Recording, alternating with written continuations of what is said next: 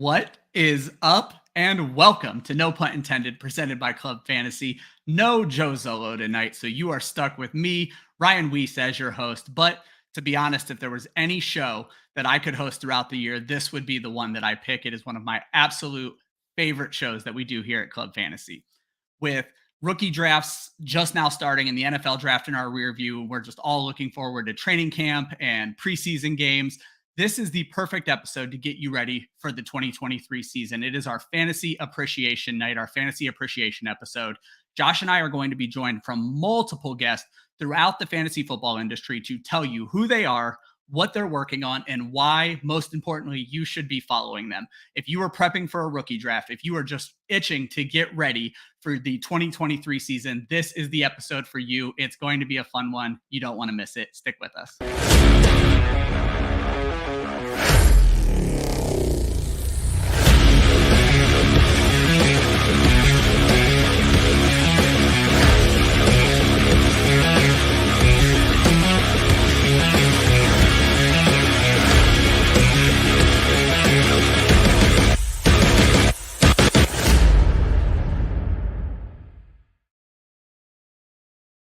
Welcome into No Punt Intended. I am your host, Ryan Weisse. As I mentioned in the intro, no Joe Zolo tonight. He is slacking off. But with me, as always, the founder of Club Fantasy, Josh Hudson.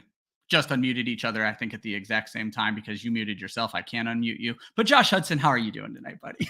I'm good. I'm doing all the social stuff since you were hosting. Exactly. So I'm like, all right, I'll pick up the slack for Mr. Ryan Weisse today. I love it. Josh, one of the best ideas I think you ever came up with. And this technically started with our Stars of Tomorrow series about 3 years ago with the Threads of Threads, where we really wanted to lean into, we know our strengths, we know our weaknesses, and we are here to shine a light on everybody else in the fantasy industry, whether you work with Club Fantasy or you work with another site that we appreciate. And so you said, well, let's turn it into an episode. And this is kind of the evolution of that. And I'm very happy to be the one who gets to host tonight. Yeah, I mean, it's, we talk about this all the time, right? Like, you guys always like to say that you're and sarcastically speaking, the most humble man in the world. Like, I mean, I'm a pretty selfless person. Like, I consider myself just kind of like a cheerleader for the fantasy football industry. And, the way that we built Club Fantasy, it's just so that, everybody can have fun. They can come in, they can be part of a good community with a good group of people, and let everybody, kind of prop everybody else up. I mean, the space is ginormous, to put it bluntly. Like, there's plenty of room and plenty of fans that can consume any and all types of content. Everybody's going to deliver it differently.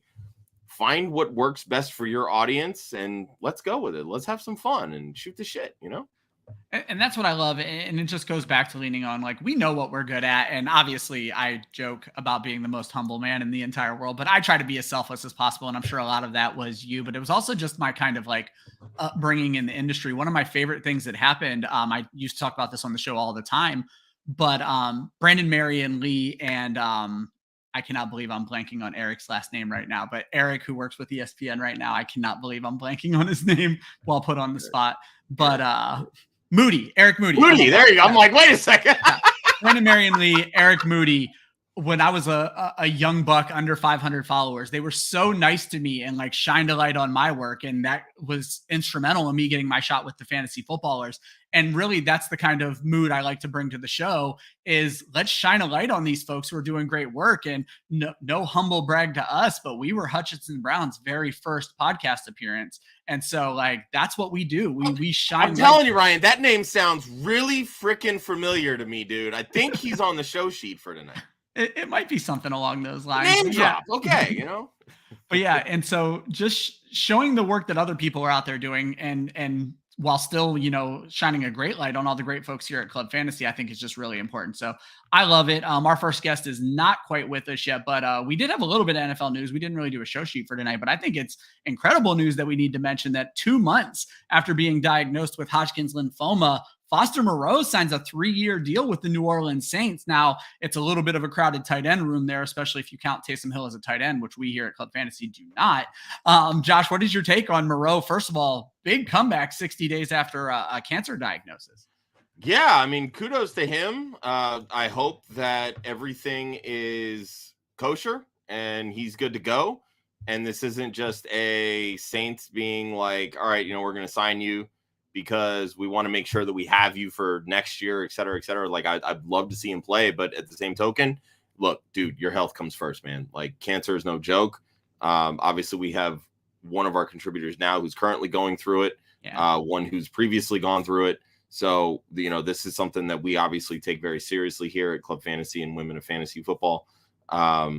So, yeah, I mean, great for him. Glad you got the contract. I think it's $8 million for this year, $8 million signing bonus or something along those lines. Yeah. But my first thought, and I feel like was completely different than everybody else. Most people are like, oh, well, there goes Juwan Johnson's upside for 2023. And I'm like, wait a second. Why are we thinking this? Foster Moreau was basically used as a blocking tight end / second tight end in Las Vegas with the Raiders, while Waller played the swing, I'm going to run the routes tight end. Didn't the Saints just trade Adam Troutman to the Broncos? I mean, I'm kind of thinking this is exactly going to be Foster Moreau's role here. Good for you. You secured the bag. I'm really not that worried about you for fantasy, homie. So I like it. Josh, we're on a schedule for this episode, so I'm not even going to react. I think that's a wonderful take. But we are going to bring in Tyler from King Fantasy Sports. Tyler, I got you muted there, so go ahead and get you unmuted. Or there you go. Hey guys, Tyler, welcome to the show. Longtime admirer of your work. We've been retweeting you here at Club Fantasy for 2-3 years at this point, so I'm glad to finally get on a show with you. So first and foremost, welcome. Secondly, go ahead and introduce yourself. Yeah, thanks for having me on. On Twitter at Tyler_FF_. I post those rookie thread breakdowns, film breakdowns pretty much weekly, and this is kind of the time of the year that I'm super busy. Yeah, absolutely. Well, and that's where we kind of discovered you, and that's certainly where we made the connection with you recently. Is we do our Stars of Tomorrow threads where we highlight the rookie work that everybody else is doing, because you guys are just far better than us, and you were always one of the easiest ones to find threads. And sometimes there's not a lot of threads out there. Yeah, I appreciate it. And then now you guys are also including the articles at KingFantasySports.com too. They got a really good dynasty team there. And it's been going really well. It's been super busy again this time of year. Yeah, shout out to Rich. I think it's funny because I feel like the first time that I saw a thread from you, I reached out and I said, hey, I didn't see that you were working with anybody in your bio. You want to have a conversation? And then you were like, oh, it hasn't been announced yet, but I'm going to be working with so-and-so. Right. Like, well, damn. See, we could have actually had some rookie threads coming through, Ryan. I missed it. I know you got me like literally the week that they, a couple days after I was already reached out to. So, yeah. I was going to say the interface on the King Fantasy Sports page that you kind of sent us the link to all of them. That was awesome to have all 4 positions, everybody broken down alphabetical order. For someone like me who doesn't watch the college game, that was a wonderful tool. Yeah. Rich does a really good job. He does pretty much everything over there, like maintaining the site and all that stuff. I just send him the posts and he puts it up there for me, makes it look all nice and everything. There you go. Well, Tyler, the name of the game is tell people kind of what you're going to be working on coming into the season. If you have any big projects coming out now, but basically, do you have any weekly articles you do during the season? Pitch yourself. Tell people why they need to be following you. We all think you're great. Let everybody else know you're great. Yeah. So, I mean, like I mentioned, this is kind of the busy time of year for me. So, this is when a lot of my content's coming out, breaking down all the rookies. Every single rookie I try to put out, at least fantasy relevant rookie, I try to put out an article on them, and then also a film breakdown. I also, of course, work with a dynasty team over at King Fantasy Sports. So I've been helped out a lot by FF Mad Scientist, Aaron St Denis. He does a lot of stuff for us over there as well. And then a kind of newer guy I want to shout out is Numbers Not Feels on Twitter. He joined our team this offseason. He's been doing a great job with a lot of the articles over there. And then during the season is kind of when I wind down a little bit and just watch football. I kind of, post just, my thoughts throughout the year. I'll have a random article here and there. And even throughout the season as well, I'm kind of keeping an eye on that upcoming rookie class. So here in maybe like a month or so, I'll probably be doing a way too early 2024 rookie mock draft, get everyone a feel of who they can expect coming out next year. And then kind of throughout the season, I'll have an article probably about once a month, checking in on those guys and seeing who's rising and who's dropping out of that group. Love it. That's awesome. All right. So as much as you like to talk about what you've got going on, we love this. we got to give the people something. Give them a preview to what you're working on. So we had a lot of quarterbacks go early in this draft. We had 3 of them, right? You got Young, Absolutely. got Stroud, you got Richardson. One guy fell all the way to the second. Another guy fell to the third. A couple dart throws a little bit later. Give us your favorite quarterback from this draft, and how much did landing spot change any of that for you? Yeah, so quarterbacks is an interesting one. Last year, when I broke down the quarterbacks, I was way off. I really liked Howell. I really liked Corral, and then they just dropped. And I think everyone was pretty off on those quarterbacks. So this year, I kind of waited. I had a good idea of who everyone was, but I waited to see draft capital to really break down their film. But I had a good idea of where I had everyone already. Anthony Richardson is my number 1 guy. I think he's got it all. I mean, like he's not the passer that he is, that Bryce Young or CJ Stroud is right now, but he landed in the perfect spot. Like you couldn't write it up any better with Shane Steichen there at Indianapolis Colts. Obviously, Shane Steichen was the OC with Justin Herbert his rookie year, and then additionally, also with Herbert, he was not really known as he had the tools, but he wasn't who he is today in college. And I think Shane Steichen had a really big hand in that. And then obviously with Jalen Hurts, and Anthony Richardson profiles a lot like Jalen Hurts is. I love it. I think that's a great call. And I had said before the draft that I thought whoever ended up in Indianapolis was probably going to be in the best situation, because there were rumors that CJ Stroud might fall for Will Levis or Richardson, but it actually kind of shook out the way.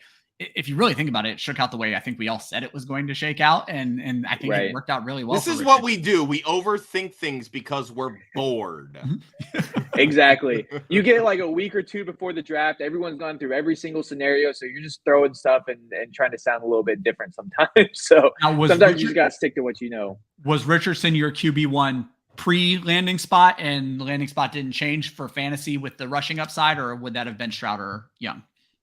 Yeah, so I was kind of higher on Young. I am an Alabama grad, and I'm a little biased there. I try to keep it out of my, fantasy football. I was going to say, my roommate would love you. He's one of the biggest Alabama fans I know. So you just earned a follow for sure from the show. Exactly, yeah. And, so I'd obviously seen every single one of Bryce Young's games already, and I knew what I was expecting there. But then watching more of Anthony Richardson, he just went up another step, and I think he has that upside, and again landed in the perfect spot to really capitalize on that upside, where I don't think anyone else really would have been able to bring what we hope to see out of him. Gotcha. Well, Tyler, we thank you so much. I know it was a short period of time, but that's kind of the point of this show, is we want to get people in, respect your time, and let people know why they should follow you. It is at Tyler_FF_ on Twitter. Tyler, thank you so much for joining us tonight, and I look forward to seeing your work for the rest of the summer. Yeah, thank you guys so much for having me. It was a blast. I'll have to do a longer one next time. There you go. Absolutely. We'll get you on for a full episode for sure. For sure. I'll see you guys. Bye. All right, Josh, and we're just going to keep on rolling. And folks, you're going to notice a theme tonight. Josh and I put our heads together on this one, and we already had this really great list of people that we had created for our Stars of Tomorrow series. And I said, well, why not just pull our guest list from the Stars of Tomorrow series? And Josh loved that idea. So it was a lot of easy tweets for me to send out. And our next guest, honestly, was one of the very first people in my recollection from this space that I saw who really took a hardcore focus on rookies and does some of the best work on rookies out there. It is John Laub, Gridiron Skull. John, you are with Football Diehards and the co-host of the Rookie Big Board, right? I am. Thanks for having me on, gentlemen. I love your retweets throughout throughout the draft season, I should say. Like we were saying with Tyler just before you jumped into the room, is we know what our strengths are, we know what our weaknesses are, and we appreciate all the hard work you guys put in on rookies, because it makes it really easy to share other people's work. That way we don't have to do the work. Yeah, I can just sit back and do graphics. I'm all about that. That's great for me. So John, just the name of the show is Fantasy Appreciation. And the long and short of it is Josh and I try to do our best, especially not just with retweets, but with DMs and everything, to let you guys know we really do appreciate the work you guys do. It makes us better fantasy players. We do our research through the great work that other people put in as well. Please let people know, who you are, what you're working on, more importantly, where they can follow you and why they should be following you. Take it over, man. Oh, thanks, my friend. This year was actually the 10th year that I've had my player profile rankings on footballdiehards.com.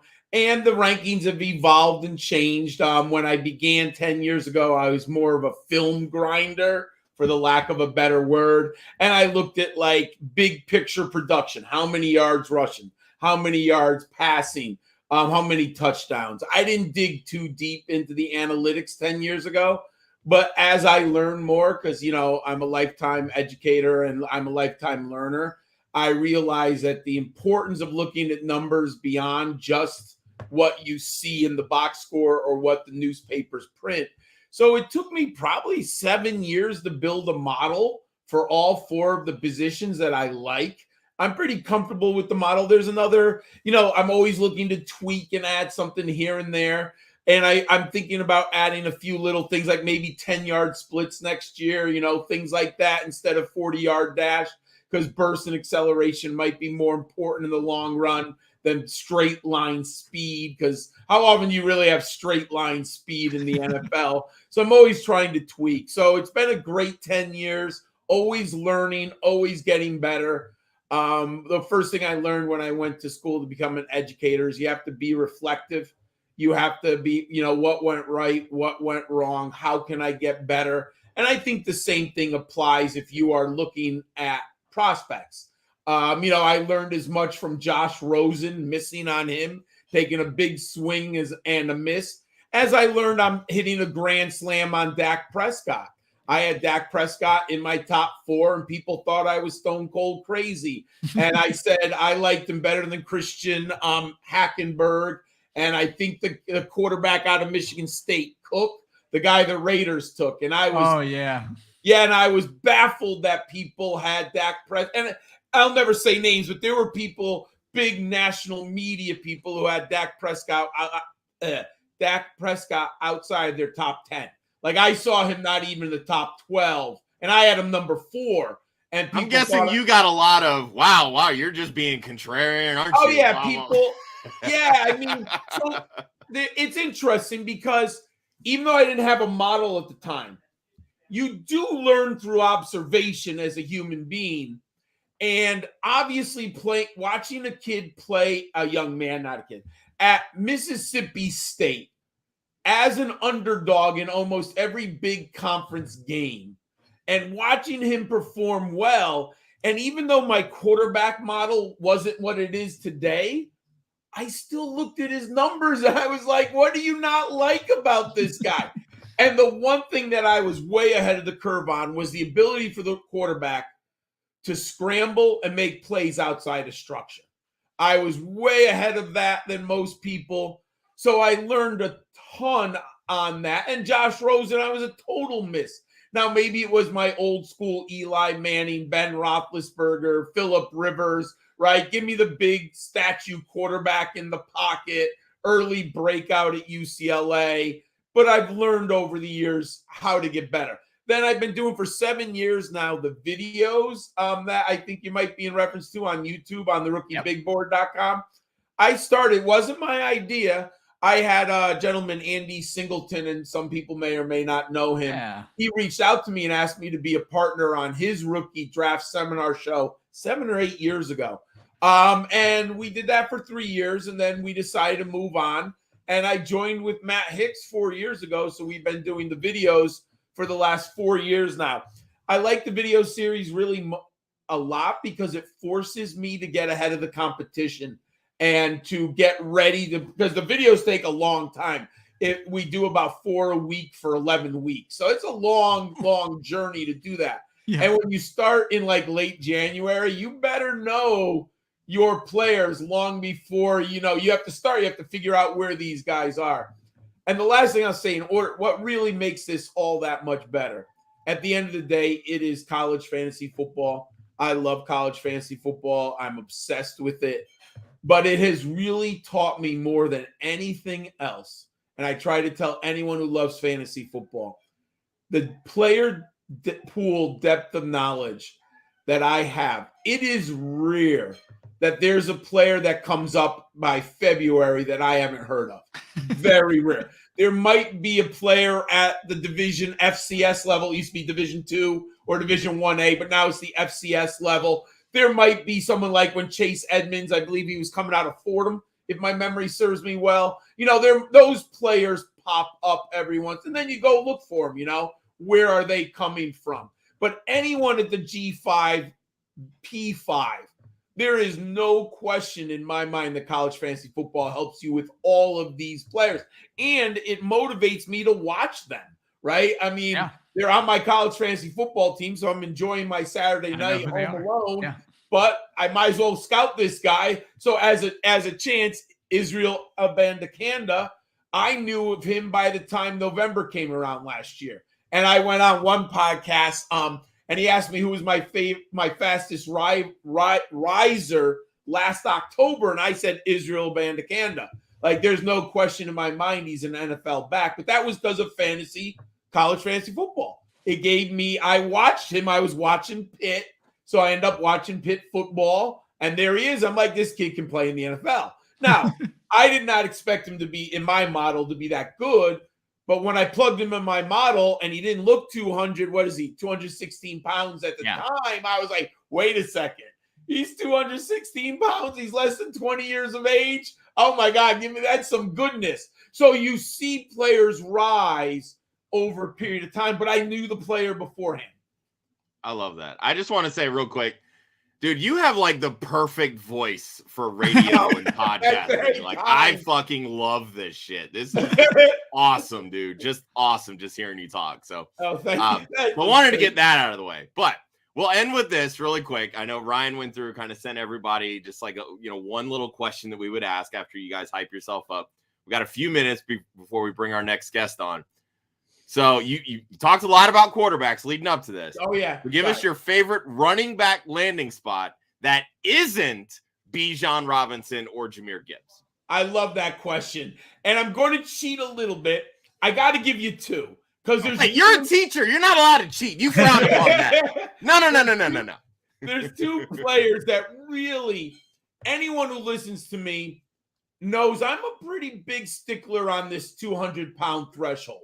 I think it is pretty important when you're looking at dynasty value. However, there are always outliers. So my pre-draft, I had Devon Achane at number 10. After he landed in Miami, I'm sorry, he's top 6 right now. I don't think you can land in a better spot than McDaniel's offense right now. And I don't care what people say about Raheem Mostert and Jeff Wilson. I'm not afraid of them. Please, what are we doing? What are we doing? Like, how can people seriously come on a show and they say they watch football and they're analysts, and they really with a straight face tell you, I'm afraid of Raheem Mostert and Jeff Wilson? Like, are you really kidding me? I mean, have you watched either of these two men? They have reached their ceiling. They're not going anywhere as far as like all-time NFL backs. Are you kidding me?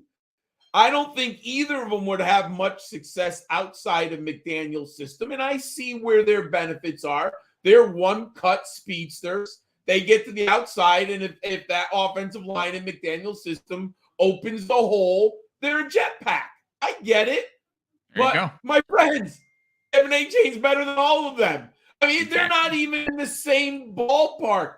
I mean, are you kidding me? Raheem Mostert was on the bench for 5 years playing special teams in San Francisco? Then they needed something like anybody's out there.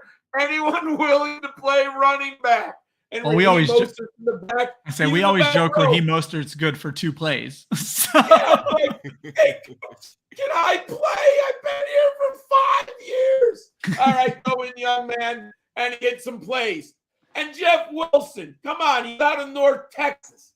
I remember writing about him in sleeper write-up articles from college football. I dare anyone to tell me where North Texas is or what they even do at their school. It's in North Texas, John. Get it right. North Texas is probably the size of Connecticut where I live. It is massive. Like, All right, John. no one knows. Like, are you serious? I don't want to cut you off. I'm going to give you go. 30 seconds to give me your second guy. Go for it. It's Chase Brown landing in Cincinnati. I figured. I just don't see Joe Mixon going there. I don't see how he can make. I mean, it doesn't look good. The writing seems to be on the wall. He's got some tread on the tires. No one likes the offseason reports. How does he stay there? And if you looked at that depth chart without Samaje Perine, it ain't pretty. It's not I mean, good. Chase Brown is an ideal situation to smash. I love it. John, thank you so much, folks. If you are not following John, you're missing out on great rookie content. It is at Gridiron Skull 91. It's on the bottom of his picture there. John, we appreciate your work. You keep on working. We're going to keep on sharing it. We love you, buddy. Have a good one. Thank you, gentlemen. Have a great day. Yep. Thank you, John. Take care, bud. Josh, That was lively, and I love that Exactly. energy. Holy Great energy. shit. We're going to keep that energy alive and going with one of Fantasy and Frame's newest stars, biggest stars, Stacy Perez. How are you, Stacy? I have been begging Stacy behind the scenes to join me on the mock draft show for weeks. She never asked time for me. Oh my goodness. Oh my goodness. Guys, I don't know how I follow that. That was you so in and then energetic. call out all at once. Just catching strays over here. How are you guys doing tonight? Oh my God. This is my favorite show of the year because first and foremost, I think almost the entire guest list, not the entire, but 66% of the guest list I've never got a chance to meet before, you being one of them. So this is one of the great shows.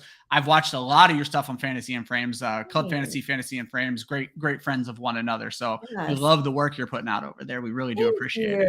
Thank you so much, guys. I appreciate that so much. I'm just really new to getting out there and doing, more content creating and everything. So it just means a lot to hear that. I appreciate it so much. Really. I mean, it's not easy to dive into the world of content creation. No, so it's really taking that first step in and of itself, bravo to you.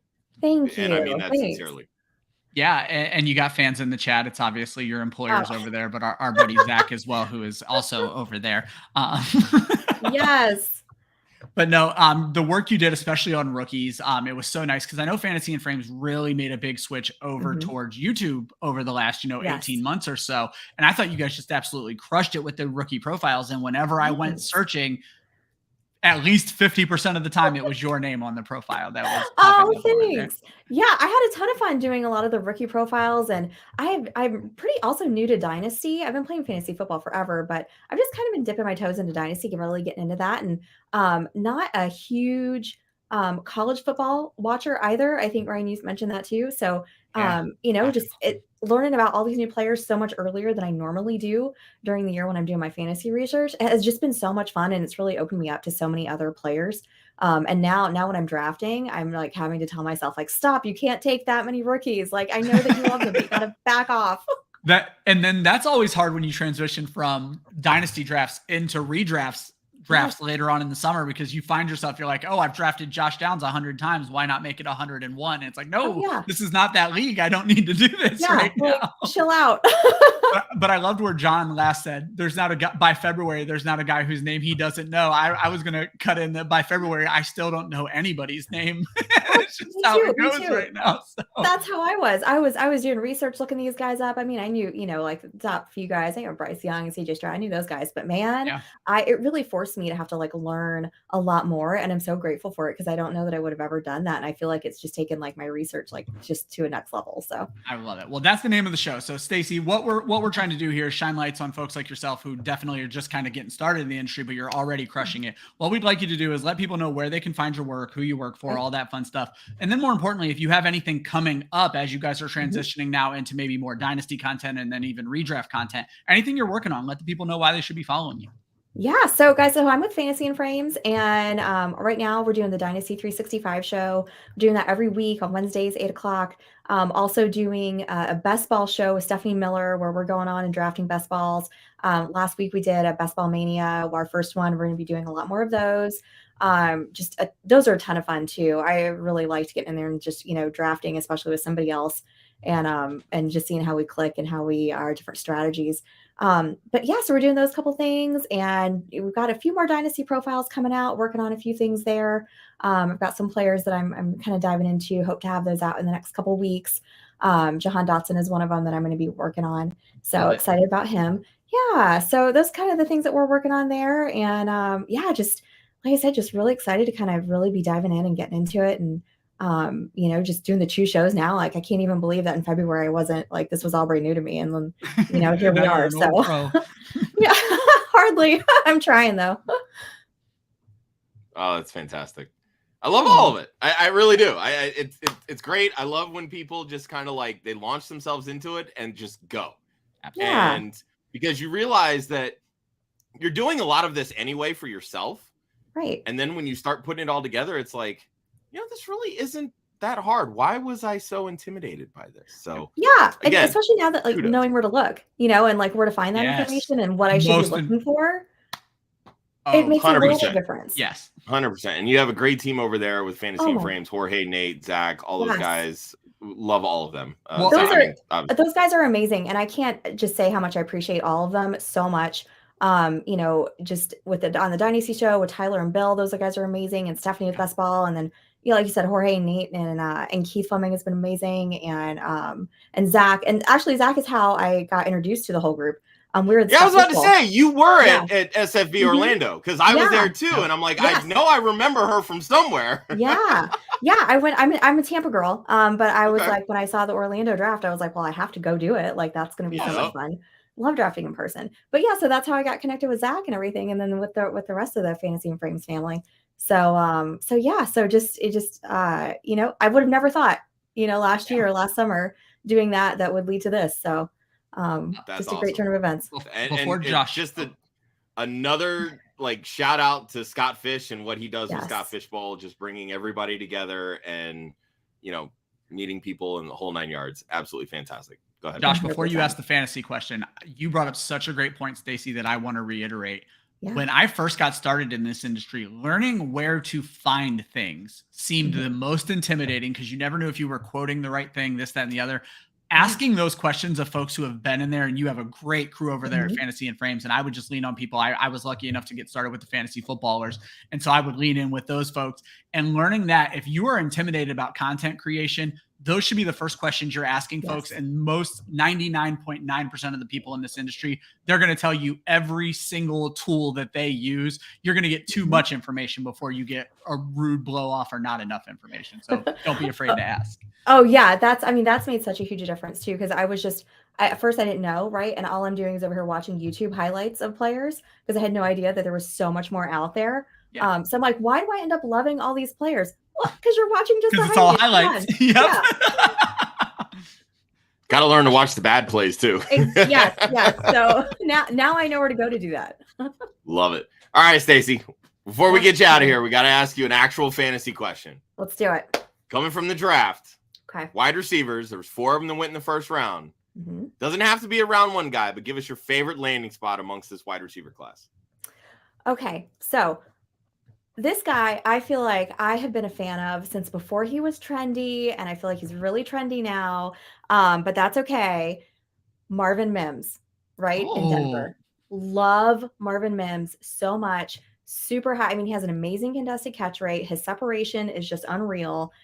I just love this dude. And at first I was like, ooh, Denver, I don't know that I like that. It's already a crowded room there. How do I feel about it? But the one of them's going to be gone soon. That exactly. So the more that I've thought about it, I was like, you know what? They're shopping at least one of those guys. One of those guys is not long for Denver. I don't think either, whether it's Judy or Sutton. I don't know. Honestly, don't care. Peyton drafted him. He's Peyton's guy. Right. And honestly, maybe you have to wait a little bit. I don't think Russell's long for Denver either. So, I didn't love that. I was like, oh, can Russell even get him the ball? I don't know. But I'm really excited for him there in that spot. If not this year, probably next year. Wow, the shots fired on Russ not being long for Denver. That was an interesting one. Now, I was listening to one of the big shows. Hey, Stacy caught strays in the early part. There you go. She had to throw them. I got to throw some out. Yeah. And if you're going to throw them, throwing them at Russ isn't the worst idea in the world. He's used to it. I was listening to Good Morning Football yesterday's episode, and they actually talked about they think Peyton will get Russ back to quickly establishing the short game to throw those moon balls, and that could benefit Mims great. I'll take that too. Whatever works. Whatever's getting my boy Marvin the ball, I'm fine with. So I love it. And you're speaking to someone who needed to hear it, because I'll be honest, I was a hater of the Denver landing spot, and I was someone who moved Mims way down my rankings. So now I need to take a look, and I'll follow your content. I'm sure you'll be preaching to the choir here in a little bit on Twitter to hear all about it. Take a look. And I tell you, I have not left, maybe once or twice, but I make it a point. I do not leave drafts without Marvin Mims. I can't help myself. I just I did it today, this afternoon. I did one during lunch, and I was like, yeah, I'm just gonna rip off one here. And I got down to Marvin Mims, and I was like, we're doing it. So I just could not help myself. Folks, thank you so much, Stacy. If you are not following Stacy, one of the up and comers, everybody over at Fantasy and Frames is great, but Stacy's rookie work has been top notch, and I love the best ball stuff you're doing as well. It is at Stacy_Perez 83 on Twitter. Stacy, we cannot thank you enough. Have a wonderful night, and thank you so much for joining us. Thank you guys for having me. You guys are the best. Have a great night. Y'all are awesome. Thank you so much, Stacy. Have a good one now. Josh, as always, we're going to keep it rolling. We have Aaron St Denis, who is also with King Fantasy Sports, but he also does a little bit of work with DLF and even Roto Underworld, amongst others. I went to your Twitter profile, and you just have so many ats there. Clearly, your work is great because everybody wants a piece of it. And you've already gotten a call out on the show from Tyler a little bit earlier. So, Aaron, welcome to the show, buddy. Oh, geez. Thanks for having me. I got to tell you, I'm glad Stacy was a little more reserved. I was backstage for 5 minutes of that last guy, and I said, holy shit, I'm going to have to go score an 8-ball to have that much energy. Good Lord. That guy was my kid isn't that hyper. He was entertaining. Dude, John loves himself some rookies, man. He's been doing it for a hot minute. I've done 6 podcasts today and written a half dozen rookie profiles. I don't have that much left in me. So there you go. Well, we can't thank you enough for coming on the show. I want to tell you the first thing is I wanted to pronounce your name St. Denis so bad, like a French That's name. how it's supposed to be, but I kind of thought so. St. Denis. Yeah. We've apparently decided it's no longer French, and now it's St. Denis, but I don't care either way. It doesn't matter. That's why we go by Mad Scientist now. There you go. I was about to say, for the longest, you were sitting backstage and you had no camera, and I'm like, all right, is he really going into this mad scientist thing? Because when he pops onto the camera, it's going to be the old guy with the streaky white hair, like he looked like he electrocuted. I have the costume, but I have the costume. I did it in my first episode in a mock draft. It was too freaking hot. I was dying. The hair, the wig kept getting in my. I just said, no, I'm done. We'll drop the whole shtick and just move on. So. I absolutely love that. Well, Aaron, as I mentioned, your name already came up on the show once when we were talking about King Fantasy Sports, but you're doing a ton of work, and your name came up a ton when we were doing all of our rookie profiles. Again, it's kind of the theme of the show tonight. Rookie drafts are hot and heavy, are about to start. So we want to have the most knowledgeable people on about these rookies. And more importantly, we want to let people know where they can find your work, what you're working on. So if you have any projects that are about to be coming out, things you're going to be working on during the season, this is your time to go ahead and just put it out there for folks, who you work with, where they can find your work, and why they should be following you. I have a list. Please bust it, man. Hey, you got about 8 minutes. Let's go. Yeah, I think I might need more time than that, but I've got the Mad Scientist podcast. That's my own. We're doing day-by-day team breakdowns, just going through the rosters and whatnot with the additions of the rookies, different analysts every day. Many of them are guys way out of my league. I don't know how they ended up on the show, but that's what I've learned. I just sent out one message. Shoot your shot, baby.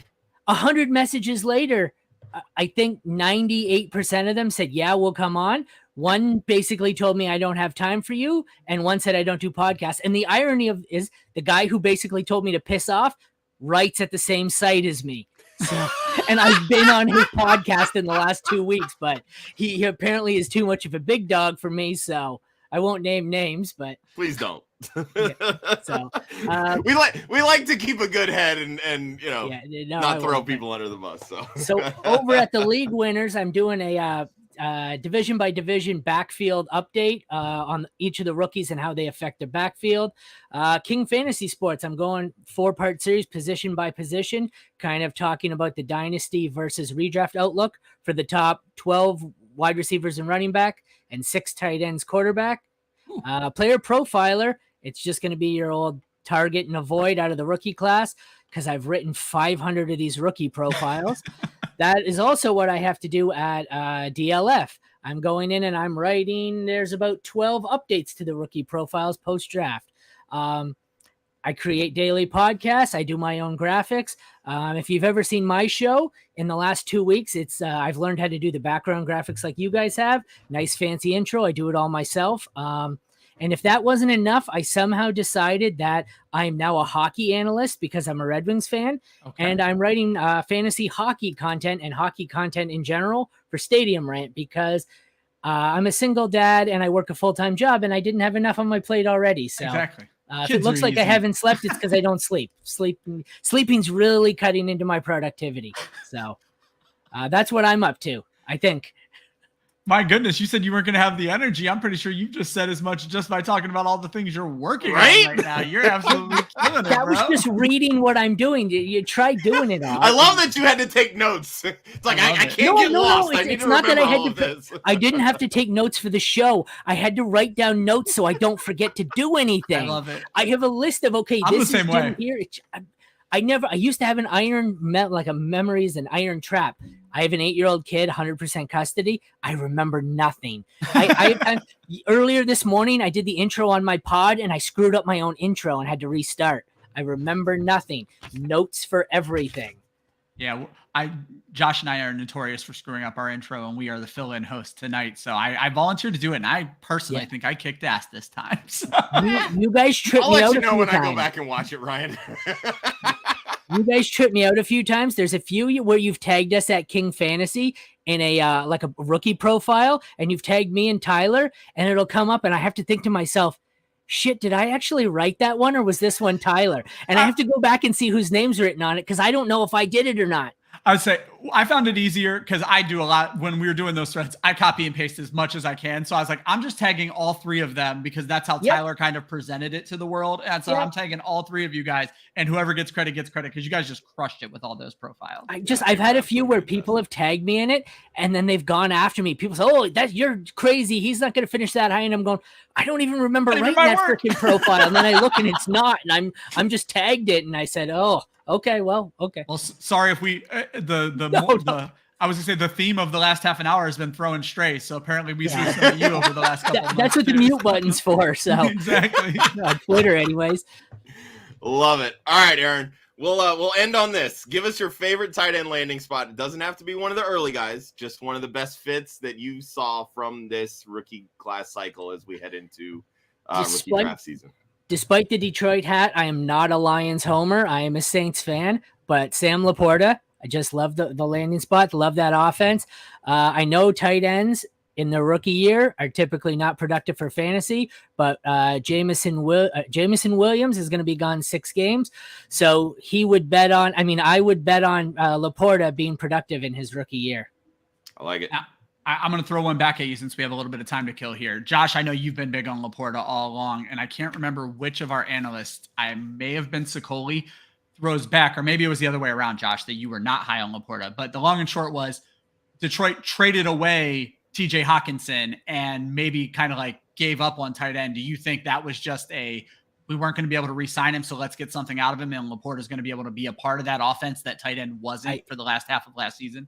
I think so. All they did was draft TJ Hawkinson 2.0, went to Iowa and everything. So I'm not sure he's as good as TJ, but he's going to get the chance to prove himself. So I was going to say he's not as good as a blocker. I know that much. Now, this draft class, a lot of them, Mayer was the most well-rounded, and he was kind of okay at both receiving and blocking, but you were either a great blocker or you were a great pass catcher. You weren't both in this tight end class. So, and Josh has always said the ones that come in as great blockers tend to struggle because the NFL kind of forces them to do that, where if all you are is a pass catcher, let's just have you go catch passes, and that's what we want in fantasy football. So. That's why people are so high on Kincaid. He couldn't block to save his life. He won't be into block, so. Yeah, exactly.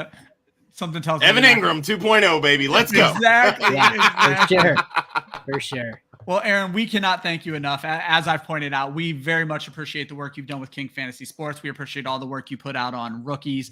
Guys, it's at FF Mad Scientist on Twitter. Make sure you're following him. And again, he has his own podcast where he's doing all the graphics, all of everything. Show this man your appreciation. Aaron, thank you so much. Have a wonderful night. Thanks for 10 minutes of it tonight.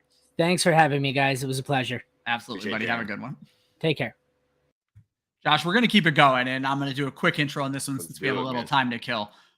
When we started doing the thread of threads, I honestly, it was right when it was actually before the Twitter thread hype became a thing where everybody was using the thread emoji, this, that, and the other. And I think our next guest might have been the initiator of the thread of threads. I think he's probably done more rookie threads. And we were lucky enough, I think, to have him on the show when we first started doing this. Yeah, I was going to say, this is like I don't want to call it a homecoming because Jeremy's never actually worked with us, but yeah, this is like, it's a return to what we know. Jeremy, welcome to the show, buddy. What's up? How's it going, guys? Yeah. Well, great, so man. glad to have you, buddy. Like I said, I appreciate it. I'm going to just dub you the originator of the rookie thread. I don't know if that's true or not. I really don't care. But I know when I was creating the threads this year, yours was the first name I went and looked for. I would literally have your search bar search for the player's name. And 9 times out of 10, you had a thread out there for me. So.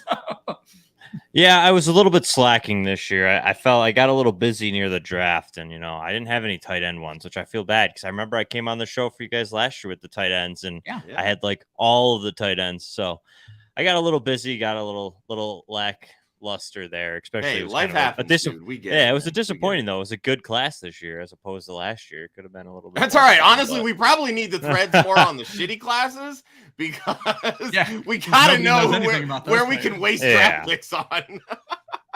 Yeah, that's fair. I agree, but I appreciate it. I appreciate being on, guys. It's just, well, speaking of appreciation, I was gonna say this podcast. I like this idea that you guys have rolling with. Yeah, I said we love shining a light on appreciation for it. Yeah, I say we love shining light on everybody else's work, especially work that you're better at than we are, plain and simple. So the name of the game is fantasy appreciation. We would, and we do often. But tell everybody what you're working on, where they can find your work, if you have any big projects coming out this summer, but just in general, why they should be following you and why they should love your work the way we love your work. Yeah, for sure. You guys kind of hit on it. Little rookie threads have kind of been one thing that I've done for a long time.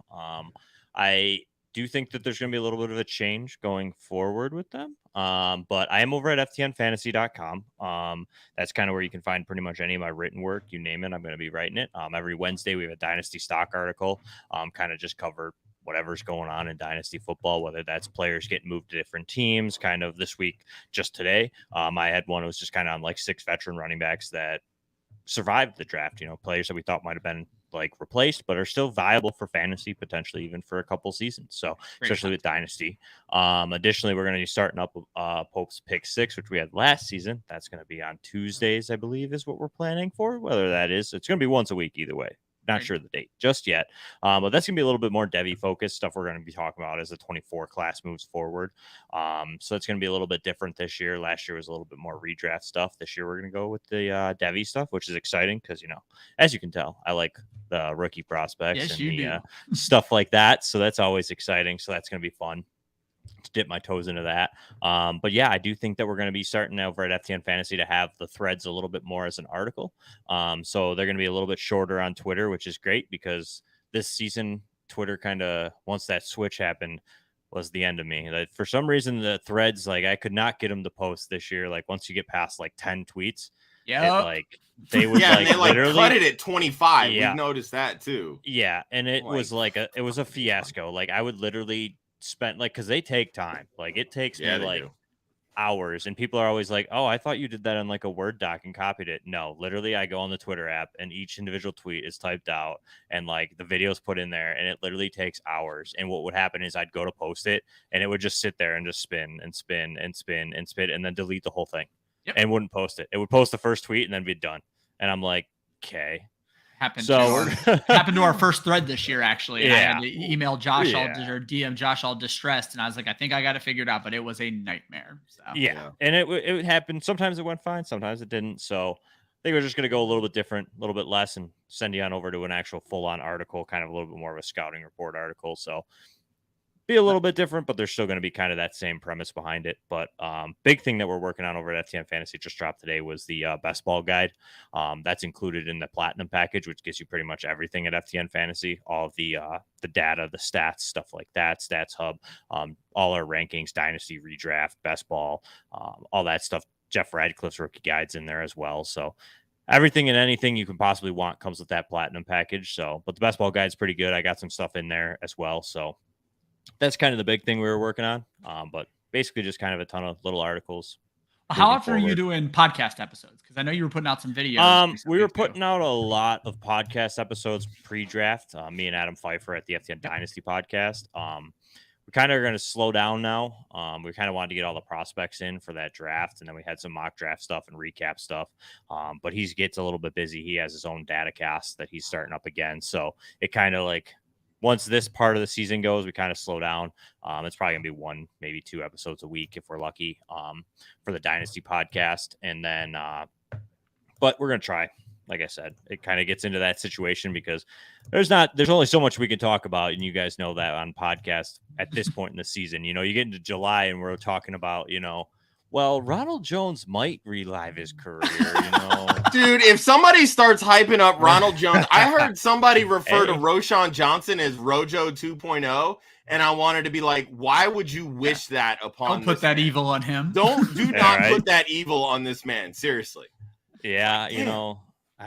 I'm going to probably have an article sometime typing up Ronald Jones. I did it last year when I thought he was going to be potentially the guy in KC, and then Isaiah Pacheco came out of nowhere. Just tell me the too long didn't read version is Malik Davis takes this job. I don't know. I was, to be honest, Tony Pollard's in my Dynasty stock article because, I was surprised, man. I thought Dallas was a lock for a running back at some point.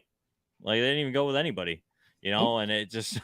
Well, they got that Deuce Vaughn, but just a little baby boy. Yeah, I guess I forget about Deuce Vaughn. But dude, I love Deuce Vaughn, man. I know he's great. A mighty might, but that dude great player, carried Kansas State. Yep. Yeah. Great player, just fantasy wise. He'd be an extreme outlier to be a productive fantasy player. I'm sure there's gonna be weeks where we're gonna be waiver wire hero, but I don't know if he's gonna be a consistent kind of guy. But man, I'm excited for Tony Pollard. I think that's gonna be a big year for him. So if you play Dynasty and you have him, don't trade him. I think that's kind of I love it. The thing. I know his value is going to be high, but I mean, he could be the top running back this year. We saw Austin Eckler do it, kind of that pass catching dual threat type of running back. And I think Pollard could easily do that again this year. So that makes at least one of my teams very happy. Yeah, one of mine too. All right, Jeremy. Now comes the question time. Since we're talking rookies, you do these threads, this class. The day 3 quarterbacks, so 4th round on.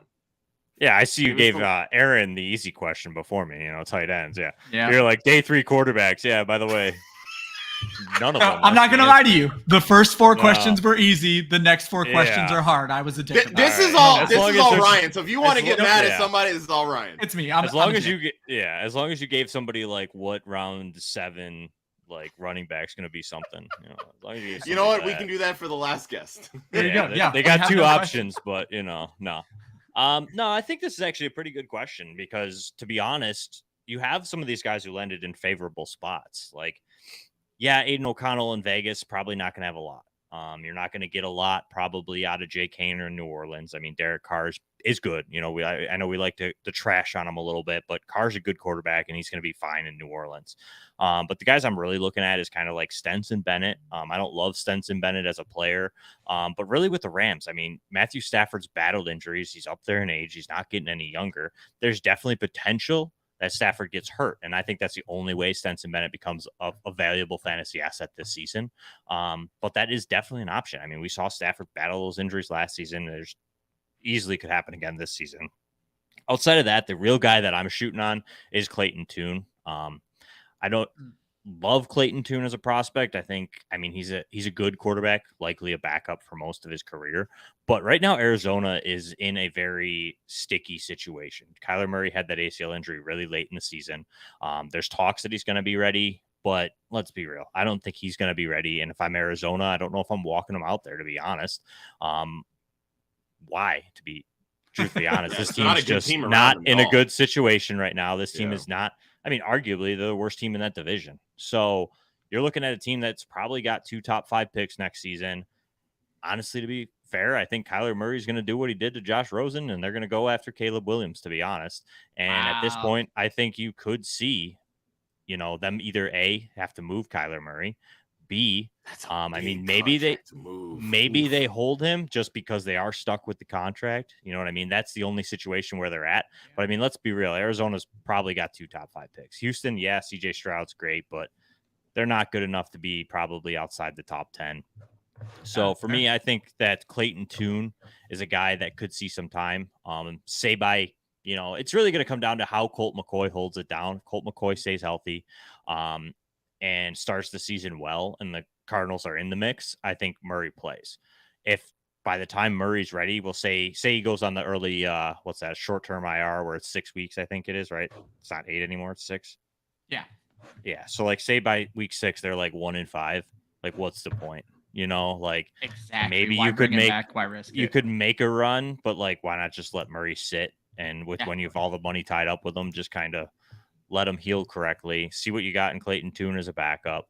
I think that's potentially the only quarterback that's really going to see anything in 2023 at least. I mean, Dorian Thompson-Robinson's interesting, but unless Watson gets hurt, like there's nothing there. Clifford in Green Bay, I wouldn't even be excited if he started, to be honest. Just turn on a Penn State game and, you know. And you'll see it always wonders how they picked him over Will Levis, to be honest. Yeah. I don't know. Like, I'm not saying Will Levis is great, but just watch Sean Clifford. Love the kid. Competitor, but like questionable. But yeah, outside of that, I really liked Tanner McKee pre-draft, but Philly, I mean, plummeted. Jalen Hurts isn't going anywhere. So Yeah. All right, Jeremy. Well, we cannot thank you enough, not only for joining us tonight, but the work you've done with these rookies to help Club Fantasy over the last 3 years, and not directly help us, but we like to shine a light on those. And you can follow Jeremy at Popes FFH. He's doing all the great work over at FTN. Jeremy, we can't thank you enough. Thank you so much. Have a wonderful night, man. Yeah, thank you for having me, and I appreciate it. Yeah, We'll talk to you soon. Yep. Bye now. Take care, guys. Thanks, buddy. The next guest is a surprise for Josh because my original 755 had to cancel because Hutchinson. I was about to say, I'm like, I'm literally going through and like DMing him and like, okay. Hutch has absolutely no idea what's going on with his own schedule. And then I happened to notice a Twitter beef publicly happened between Faith and Josh. And I said, why not just, cause more drama where there doesn't need to be drama? Welcome, FF Leap of Faith, the woman behind the Women of Fantasy Football. Welcome to the show, Faith. How are you tonight? I am well. How are you? It's always fun when I get to win a Twitter beef argument with Josh in real life. Exactly. You literally were like, why wasn't I invited? He said, you'll be fine. You said he was missing out. And now it turns out I win because I brought this conflict. See, that's what this was all about. It's just Ryan needs to win. That's what it is. It's all Ryan's ego. It's just Ryan stirring the pot, which is Ryan doing what Ryan does best. Yeah, serendipitously, literally, Hutch canceled. I saw the Twitter beef. I was like, well, why wouldn't I invite Faith? And then she didn't answer my DM. I was like, let me text her. And it took her forever to get back to me. And so I was like, I was at the gym. I'm sorry. Yeah. Don't worry about your body. Like, who cares? You need to worry about Twitter beef in real life. That's what it's all about. Who cares about your well-being? I see you're rocking the new cup already. Yeah, I am. And it's in Patriots colors. It's so pretty. And the stickers were mad dope as well. I was really impressed. I have 1,000 of them. I will bring them or mail them for both of you. I will certainly need stickers. The back of my laptop is covered in them. So I very much appreciate that. But Faith, you're not just here to squash a Twitter beef. And I know you guys haven't got deep into the planning yet, but there might be someone watching this show. I can't imagine if you've ever watched one of our shows, you don't know what Women of Fantasy Football is, but just talk to people about Women of Fantasy Football. So before I talk to people about Women of Fantasy Football, because this show is based around the Stars of Tomorrow and rookie threads and rookie profiles and all that fun stuff. All of the rookie profiles are officially live at idpguys.org. So there's offense, there's defense, anything you need to know about a prime defensive player, cough, Jalen Carter, Nolan Smith, any of those guys, they might just happen to be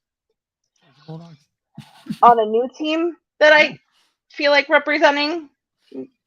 Has to do with a bird. There you go. And not the app version. And not the app version. So yeah, idpguys.org. All of the rookie profiles are live.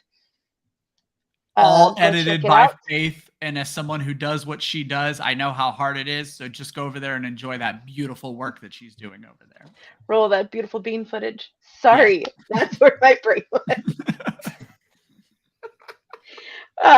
Women of Fantasy Football. So Women of Fantasy Football started in 2020 in a environment in which somebody in the fantasy industry said some things that just weren't cool about a woman to a woman.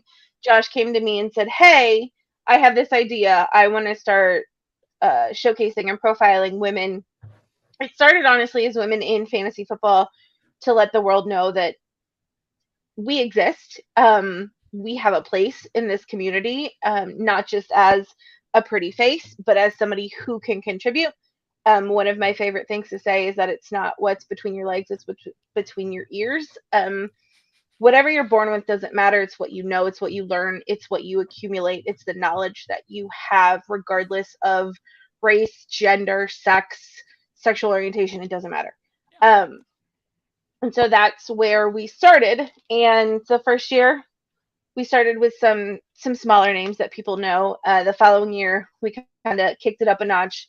Got to interview Stefania Bell, the fabulous Laura Oakman. And then that interview with Laura Oakman turned into a partnership between her organization, Galvanize, and Women of Fantasy Football, and our annual show every year, where we raffle off autographed jerseys, helmets, this, that, and the other, has moved into create a scholarship for Galvanize boot camps, which basically brings women together for 2 days. The first day they spend with women learning all about each other, being vulnerable, learning how to just be in that space. And then the next day they actually get paired with NFL rookies to learn about who these players are as people, about their story, because at the end of the day, they are people. They are a player. It's their job. But behind all of that, they are people. They have families. They have pasts. They have hurts. And it's all of that is put on display when they become a football player. And so it's them stepping into that space with those rookies, but also learning how to stand in front of a camera and to host and to just be a journalist. And this year, Galvanized boot camps aren't really happening, but Laura is hosting the first ever Galvanized seminar. Actually it's less than a month, June 5th in Nashville. I am thrilled that I will be there to finally meet Laura, and then to get to hear from some amazing women in this space like Pam Oliver and Sam Rappaport. And my goal is to talk to both of them and see if I can get them on the Women of Fantasy Football shows this year. Let's go. There you go. I feel like since Laura's been there and we have a great relationship with Laura, like I can make this happen. I say, don't pretend Honestly, you don't belong with those people. You've been there and you're going to crush it. So. I was going to say, honestly, if there's anybody in this area that could make that happen, it's probably me. There you go. Definitely not me. So go for now, it. Faith, I love that you were able to stop on, but I'm not going to let you off the hook and not ask you any fantasy questions, but I'm not going to be as pointed as I have with all of these rookie people. So Faith, for those who don't know, is new to Dynasty, does not love Dynasty, and hates trading. However, Faith is in a league with all of the Club Fantasy writers and has made the most trades in the 2023 season so far. I didn't even count that. That's funny. They were talking about it in the chat. He means 3. There are three of them. There haven't been a lot of trades for the 2023 season since the rollover so far, but it's still 3. Faith, I just want you to talk about folks who may be afraid to jump into Dynasty, just a few minutes about your experiences in Dynasty Fantasy Football. So my thing about Dynasty is that because I edit so much during the season and I play redraft during the season, like once the season is over, my brain wants to just shut off, which you kind of can't really do that in Dynasty. You might get like a brief pause, but there's no really like true January to July kind of break. And I was always hesitant. And to know anything about Josh, Josh has had an Android cell phone forever, and I give him crap about it all the time. Until one day he texts me. Yeah, Ryan still has an Android. So until one day Josh texts me, and if you know what I'm talking about, you'll know his green bubbles went to blue bubbles. And I was like, what is happening right now? There was new sunshine outside. Faith felt like a new birds were chirping. I heard the hallelujah chorus behind me. I was like, glory to God. Amen. And so I was like, what brought this on? And he's like, yeah, it's a new year. I figured I'd try new things. And I was like, crap. If Josh can get an iPhone, I have to try Dynasty. And we have. Oh wait, so I'm the motivation here. Yeah. I love this. She said that in the group chat. Yeah. Yeah. Like months ago, broski. So I was Look, I don't sleep enough to remember my new details like that. So that's your own fault. I was in a Dynasty league that started last year that Ryan is also in, and the only reason I'm in that league is because it's based on Harry Potter. There you go. And there's houses. And so there was that. And I was like, first of all, not playing Dynasty can be a bit intimidating when you join your first league, especially in a league of people who play Dynasty, who love Dynasty. But gratefully, me being in the Club Fantasy League, I know that if Ryan can be a nonpartisan person to go to, and honestly, every time somebody sent me a trade, especially Josh, I went to Ryan and I said, Ryan, what do you think of this? And then I give her bad advice. Josh declines the trade, and we have to go back and accept his original trade. Should happen. I presented that trade to both you, Ryan, and to Dynasty Outhouse, Russ, who is our commish in the Harry Potter League. Yeah. And both of you said that shouldn't be enough to make him decline. And then lo and behold, he declines. And I was like, this is why I don't trade. But he did take who I said he was going to take. Faith, I'm going to cut you off, hun. It was wonderful having you on the show. I love you to death, and I love that you got to come on and talk Women of Fantasy. We'll talk to you soon, okay? Bye. Thank you, Faith. Bye, Faith. All right, guys, we're rolling back into the rookie content. I'm just bringing him in. Cody Folden. Cody, you are a new one to Club Fantasy. We've never had you on the show before, and I think this might be the first year we were able to feature a lot of your content in our Stars of Tomorrow threads with the rookies. So first and foremost, welcome. I'm Ryan. He's Josh, and we're so happy to have you on the show, buddy. Yeah, I'm happy to be here. Thanks for thinking of me. Yeah, absolutely. It was an easy decision for Josh and I when we knew we were going to put this show together and needed 8-9 guests. And we had just highlighted all of your guys' hard work on these rookies. And I said, well, why not just lean on these folks? People still heavily care about the rookies right now. We're going to need to ask them questions about the rookies. So let's stick with the rookie content.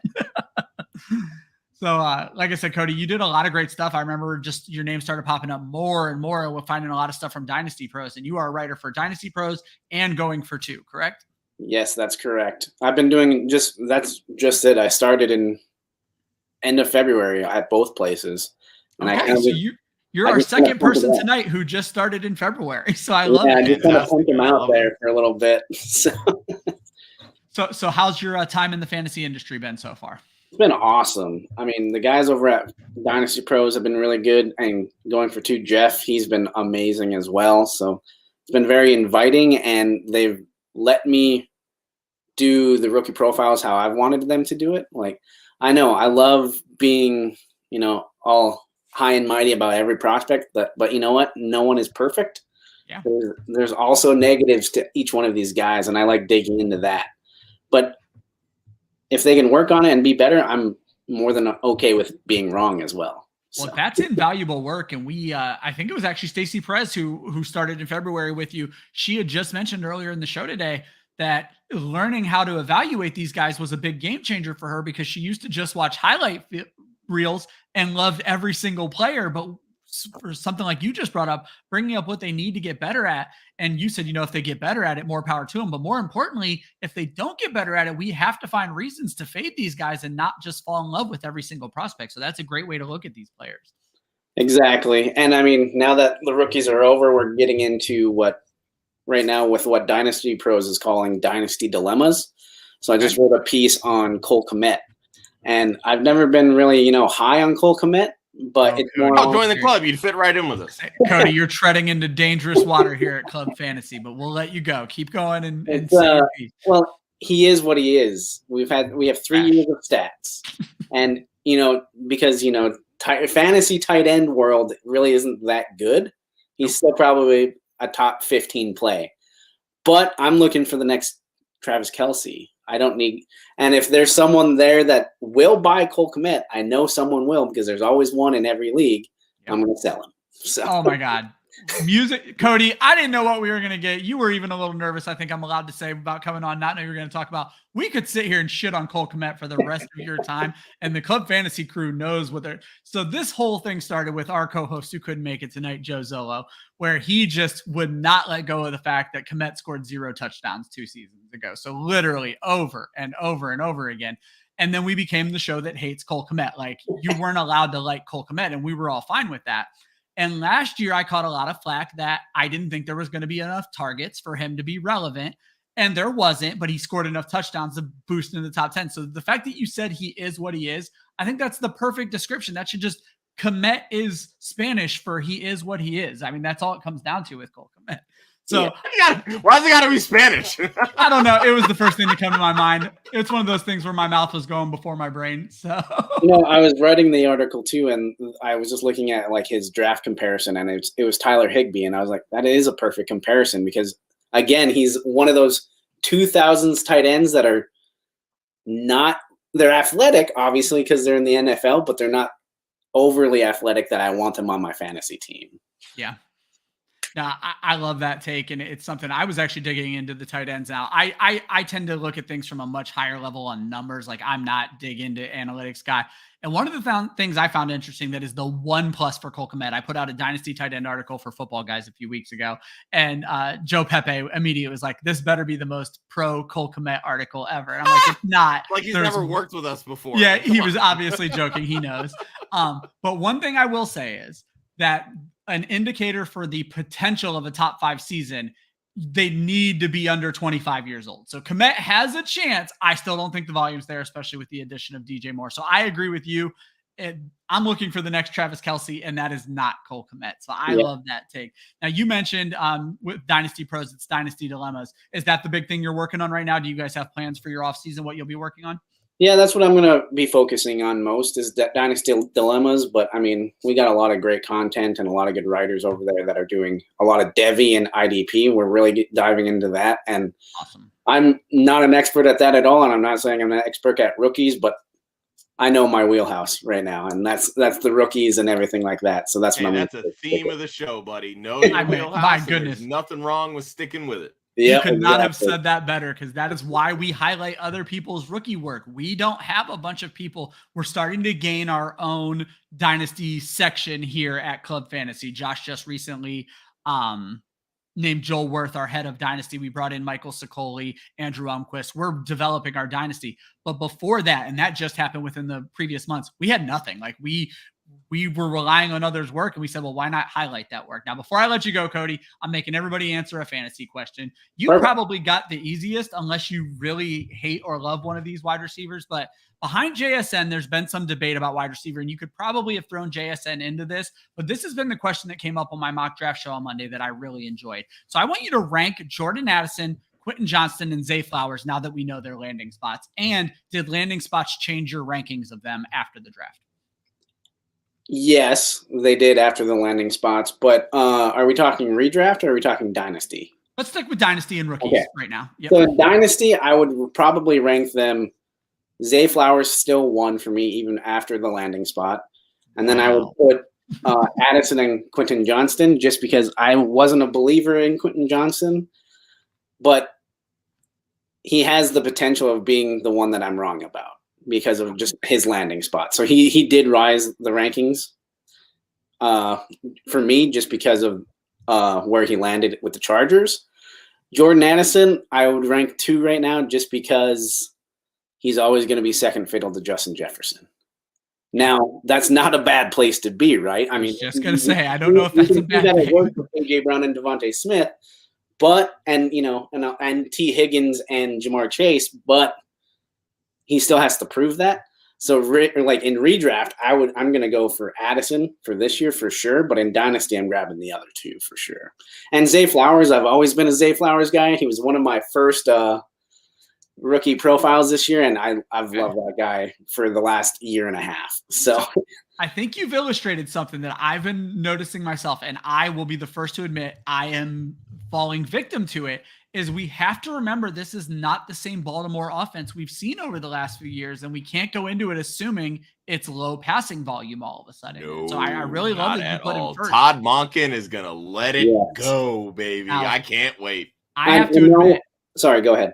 Well, I was just going to say, and I'm going to let you finish. I have to admit, Jordan Addison is shooting so far up my board. The more I'm hearing now professionals talk about Jordan Addison in that landing spot, it's going to sound like lunacy, but he may overtake JSN for me, at least from a redraft standpoint for this year. So I agree with that.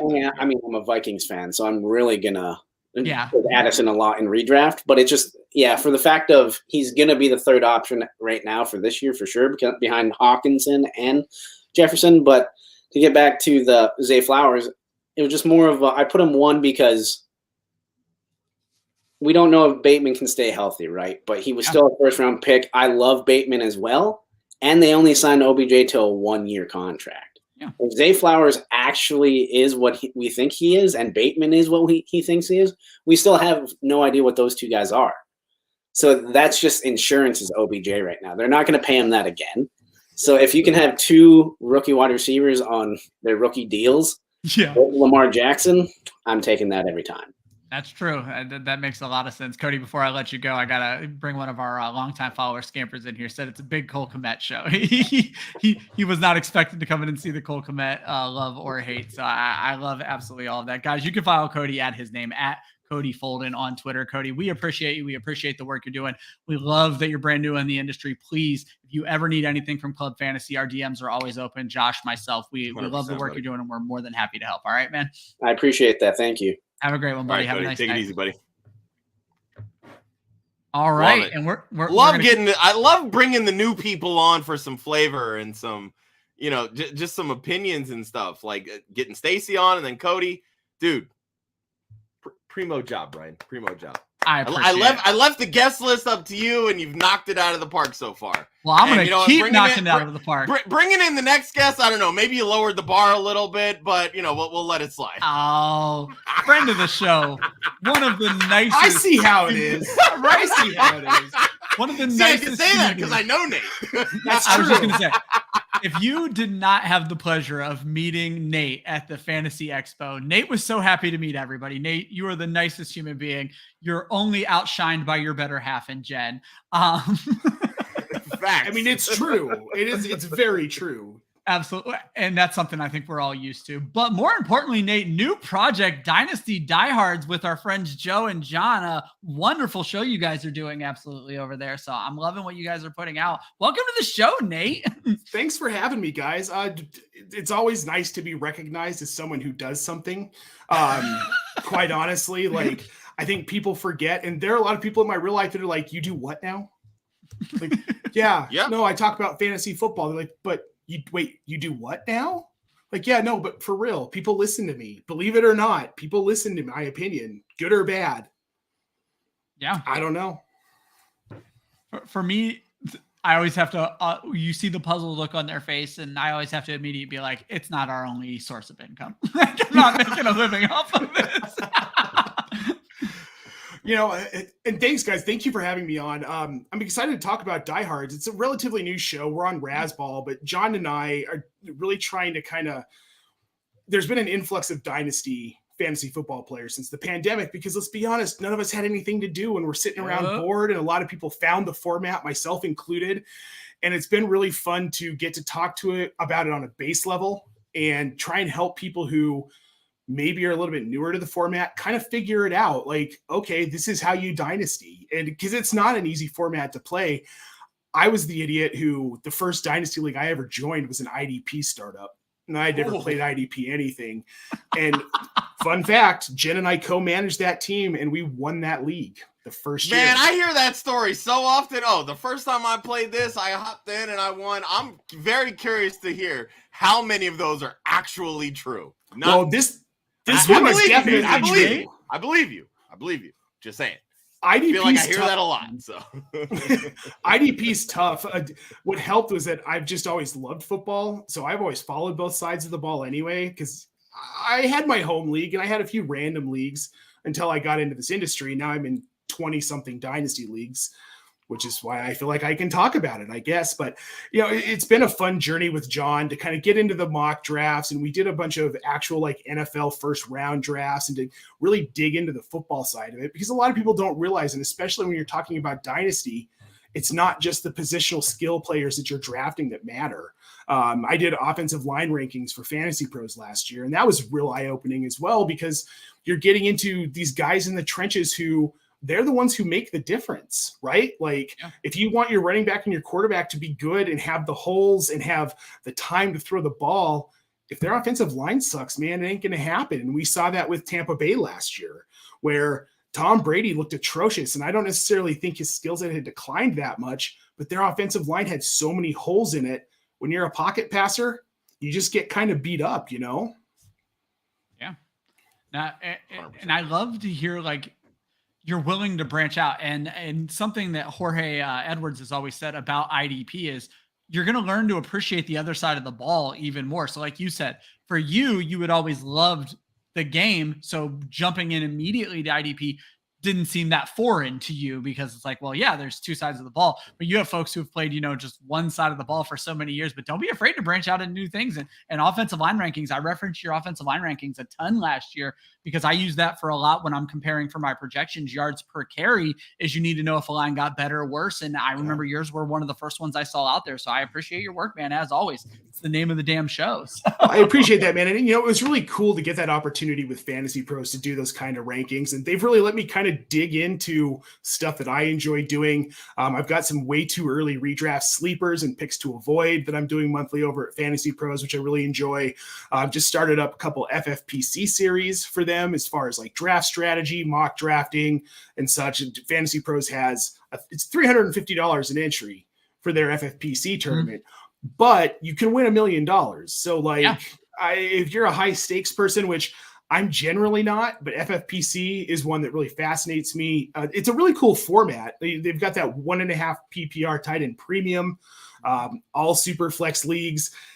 And they still roll out kickers and defense, which how many leagues do we see? Like, how many leagues are you guys in that still have kickers and defense? Like, honestly. If I'm a commissioner, I require it because I love kickers and defense in my leagues, but I would say it's down to about 25% of my leagues. That's because Ryan hates fun. Yeah, I do. Oh, I actually I said that I hate fun. I have fun seeing everybody else be miserable. So see, I refuse. Like kickers, what? All right, hang on. Let me get Linda on the phone. I got to figure this shit out. Oh yeah, right. Talk to Linda. The thing is, Ryan, I can't believe that you hate fun with that beard. That beard it screams fun. Let me first be clear. I love fun, and my fun is everybody else being miserable. Plus, I'm really good at kickers and defense, so why wouldn't I want them in my leagues? That's a 2-position advantage for me. So, Ryan, let me ask, what's your strategy on drafting and redraft for kickers and defense? Do you draft a kicker and a defense, or do not. Okay, that is the correct strategy, folks. Anybody watching this, don't draft kickers in defense. I actually, one of my very first articles I asked to write for the Fantasy Footballers probably 5 years ago was to not draft kickers and defenses, and explained the positional advantage and the trade advantages you give yourself leading up to the first game of the season, because someone's going to get hurt. And now all of a sudden you are the team that has 2 extra wide receivers. And well, guess what? Now I can pair my 2 for your 4th round pick, and I win. You have to preface that though, because every platform is different. Like when you draft on Sleeper, they don't require you to draft the kicker defense. When you draft on ESPN, yes, ESPN is the only major platform that requires. Very good call out, Josh. Well, and that's why you should move your leagues away from ESPN. I mean, right? Hey, I'm with you. But it's funny. As soon as I found Sleeper, I navigated our home league immediately, and everyone had so much pushback. Like, no. Just say we've been on ESPN for like 10 years. Like, guys, trust me, you're gonna love this. And now I think most of them can't imagine playing anywhere other than Sleeper. I know my sister-in-law still has some leagues on ESPN. She's like, I hate it. I hate it. I have one league still on ESPN. It's only because it's auction. That's Josh hears me doesn't do auction. Yeah, Josh hears me bitch about ESPN once a year because when I think it's when you're on their website, you still have to click submit lineup, which just drives me absolutely nuts. When I make a change, I want that shit done. Nate, we're running over, but the next guest isn't here yet. So I'm going to jump into your fantasy question because you were very excited. And I love when the guests are excited, especially when the guests are excited about fantasy tight ends. Now, one of these names already came up earlier in the show. I'm not going to tell you which one. I asked you to rank the guys who weren't Dalton Kincaid. So Michael Mayer, Sam LaPorta, Luke Musgrave, the big second round picks. I want you to rank these guys from a dynasty perspective, what you're looking for. So Sam LaPorta is my one in this group because I love the landing spot so much. And I love the draft capital, to be honest. He was drafted earlier on, and that's always a good sign. And I know people have been down on him because he went to Iowa and there just wasn't a lot of passing volume. But if you look at Travis Kelce, had crap volume in college, absolute crap volume in college. LaPorta's talented. This is an offense that needs a tight end. I mean, Brock Wright isn't it, right? Like he's not going to take over the world. And Goff got so much better in the second half of last season in that Detroit offense. Then I like Luke Musgrave a little bit more than Michael Mayer for the landing spot. I know. Josh is going to go at you. But I think might not after I tell you. We're fighting now. We're fighting now, Nate. I like Michael Mayer as a talent, but I don't like the landing spot. I don't like him in Las Vegas because I don't know that Jimmy Garoppolo is going to go after him all that often when he's got Devontae Adams, he's got Hunter Renfrow. This is a team that I don't see targeting Mayer much out of the gate. Now, that could change in year 2 and year 3, but year 1, I don't see it. Versus Luke Musgrave is in a situation where Jordan Love is getting his first crack at being a full-time starter in the NFL. He's going to need those short intermediary targets, which is where Musgrave lives. And he's going to be a godsend for a team that is very, very young at wide receiver. And they're bringing in a talented tight end who not only can he block, but the dude's an elite pass catcher and he's fast, right? Dude, so Musgrave can't block. What are you talking about? Musgrave he's a better blocker than Dalton Kincaid, bro. Much better. Well, he's great at far with that, but everybody and their mother is a better blocker than Dalton. That is a fair point. I love that I avoided Dalton Kincaid because I thought it would be too easy, but instead he's just catching strays. Fired! Strays abound! Now, to be fair, Dalton Kincaid is still my number 1 tight end in this class. I love the landing spot. He's the only one that has 1,000-yard potential. Yeah, exactly. I think LaPorta's close, though. I think LaPorta's a guy who could get 700-800 yards. You don't think not with the sun god lingering. I just find it interesting, and I'm going to let you keep going on this, but I find it interesting that you put Mayer 3rd on this list, probably 4th altogether. And the reason I bring that up is rankings were pretty standard: Mayer, Kincaid, Musgrave, LaPorta, and we're kind of flipping those on their head now, except moving Kincaid to the top. So, the thing with Mayer is I don't like Jimmy Garoppolo. I think he's a mediocre quarterback who's a bridge guy, and I think that they're going to find someone in the draft next year. I don't know. Last I checked, George Kittle did pretty well with him. So sure, he did, but Kittle's a different type of tight end. Yeah, he gets the yak. Kittle's a freak. He gets the yak. I'm not expecting Michael Mayer to have 14 yards per reception. Well, but sure, if but you're you're on also 80 targets, he's going to have 800 yards. I'll take that from a fantasy tight end all fucking day. But see, that's the thing, Josh. That's not going to happen. That's the problem. Of course it's not going to happen in year 1. We're talking dynasty here. But it's not going to happen in year 2 or year 3 unless they change something significantly in this offense, which I don't think Josh McDaniels is the coach past this season in Vegas. We are getting so many firings on the episode tonight. The thing is that Josh McDaniels sucks. All right. Fair. I lived through him in Denver, and he ruined this team for like 7 years. The only reason why I think he'll make it past this year is because Mark Davis is so cash-strapped that he can't afford to fire him. That's a fair point. That is a fair point. Maybe I'm anti-Josh McDaniels. Cash-strapped. I'm anti-Josh McDaniels because he went to my high school rival when I was younger. So fuck Josh McDaniels. Canton, Ohio, as you all know. That beef goes back to puberty. That's right. He missed a key extra point in the 100th game. He's a choke artist. I mean, you know what? I'll take that reasoning. There you go. That's why I hate him too now. Like I'm adding it to the list here, right? Ryan Weisse hates him. Fuck Josh McDaniels. Damn straight, man. That's right. My goodness, Nate, I could not have had more fun with this. Thank you so much. If you are not following Nate Polvogt, it is at the bottom of his screen. It's his first and last name. Nate, thank you so much. Thank you for the work you do. Thank you for your personality, which is a weird thing to thank someone for, but you are always so welcoming, always so nice. Wonderful to have you on the show, buddy. Thanks so much for having me. It was a pleasure.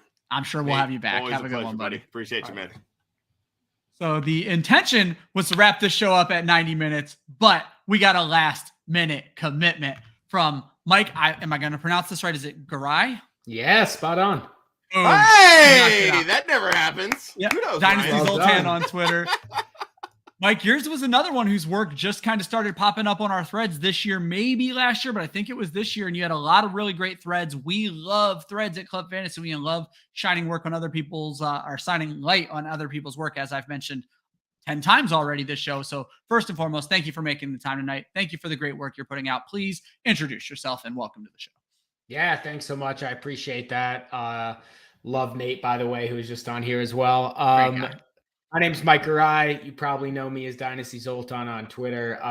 I've been in, doing analysis in this industry for like 2-3 years, but I really just started made a Patreon, made a podcast within the last 6 months or so, and shit's been blowing up. It's been incredible, honestly.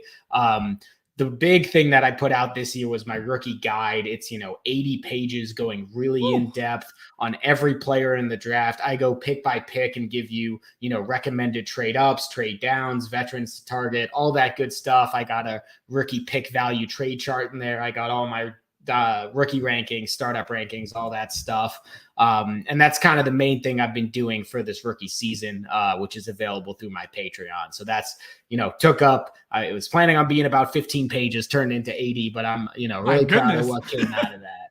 Yeah. It reminds me of the scene from Moneyball when he asked him to evaluate 3 players and he evaluated 48 or whatever. That's what you're doing out here. 15 turned into 80. First and foremost, pitch the Patreon. So how do they find your Patreon? Yeah, so you can find my Patreon. Let me just get the URL. It's patreon.com/Dynasty Zoltan. The work that I do on the Patreon, first of all, just the normal stuff with the rankings. I do weekly articles. I have Q&A with my patrons only, nice Discord chat in there. But the real differentiator that I do, other than, my startup rankings and this rookie guide, is my Dynasty Diagnostics. So what that is basically I come from a data science background, a statistics background, and I put together a model to basically, look backwards on what makes success in fantasy and especially in Dynasty. And it can analyze all of your teams, all of your leagues, tells you, where you rank in them, where you can improve. I go through and custom gives you suggestions for trades for all of your teams, whether you should be taking a 1-year punt strategy or whether you should be going for it. And that's kind of the main differentiation that I like to advertise. It's really cool. I've had a lot of success with it this year. This year, my patrons actually won their leagues 45% more than they would be expected to if they were the average team, which, I'm just thrilled about. I put that analysis together the other day, and I was just beaming seeing some of the improvements on these rosters. So that's what I really love to do. Man, I'm kicking myself that I did not stay awake during my statistics classes because what the fuck? Well, I was going to go another route with this. What I love is you mentioned you've been in the industry 2 or 3 years, and I think you're experiencing something that when I've been in it a little bit longer than that, when you start to be happier that the people you're giving advice to win, you barely care about your leagues anymore. Where if I make a wrong start sit on one of my teams, I'm like, whatever, I fucked up, I move on. If I gave someone the wrong advice, I'm in their DMs immediately apologizing. I'm like, I fucked you. I am so sorry. It's so true. I'm in like 80 leagues, so you can imagine my Sunday morning setting lineups. I'm making split decisions, just, fine, go.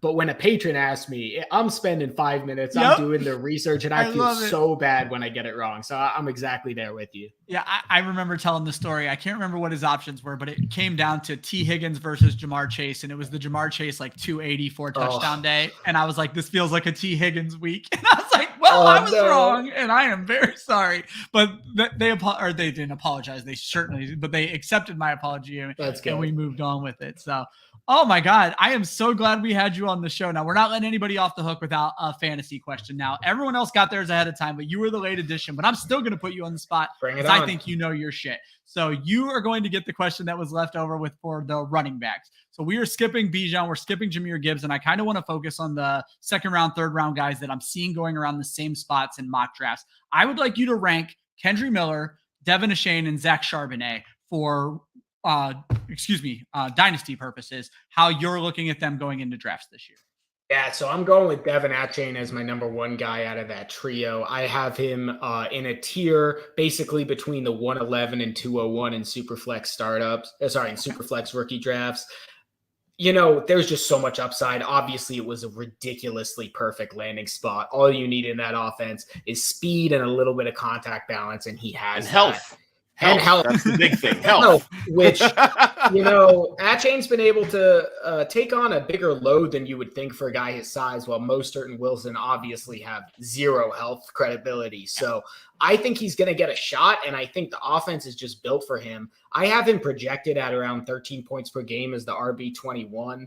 I think he's going to be playable. If you play underdog or redraft, he's going as like the RB35. I would definitely invest in him, you know, a little bit above that range. Yeah, best ball, he seems like a home run, especially at RB35. Absolutely, especially when you think of, you know, let's say Mostert plays 8 games. He's only played more than 8 once. Then you get the second half of the season of Achane after he's settled in a little bit, and you could get, you know, home run games in the playoffs when you need it. Yeah, I was really cautious on Achane after just kind of watching some of the tape and you know, just I mean, it just felt like, all right, this kid's going to be a kick returner. Like that's going to be his bread and butter. That's why he's going to get drafted. And then you see him land in Miami, and it's like, oh crap! Now I got to buy into this guy. I got to. Now he's a part of the track team. My narrative, and I'm no, like, I have to. Damn it! And then I'm like, all right, let me try to back my priors here. Wait a second. Raheem Mostert is their kick returner.